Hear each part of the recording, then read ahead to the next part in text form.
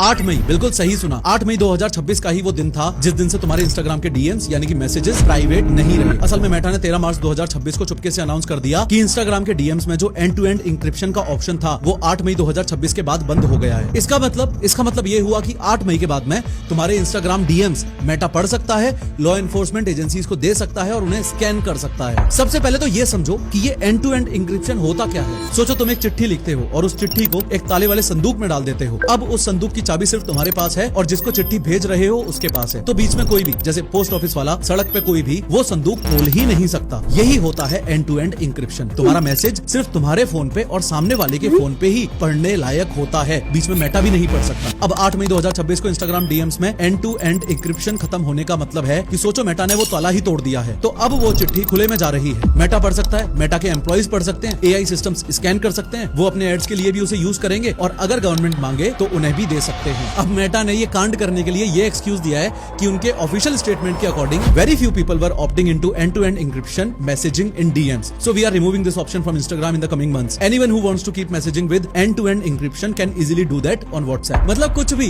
कोई सेंस है इस बात का? मेटा ने खुद ये फीचर इतना छुपा के रखा था कि लोगों को पता ही नहीं था कि ये एग्जिस्ट करता भी है। फीचर ढूंढने के लिए 4 क्लिक्स लगते थे, कभी प्रमोट नहीं किया, कभी डिफॉल्ट नहीं बनाया और अब बोल रहे हैं कि कोई यूज ही नहीं करता। ये ऐसा है जैसे तुम एक दुकान खोलते हो अंधेरी गली में, बोर्ड नहीं लगाते और फिर कहते हो कि कोई कस्टमर ही नहीं आया इसलिए मैंने दुकान बंद कर दी।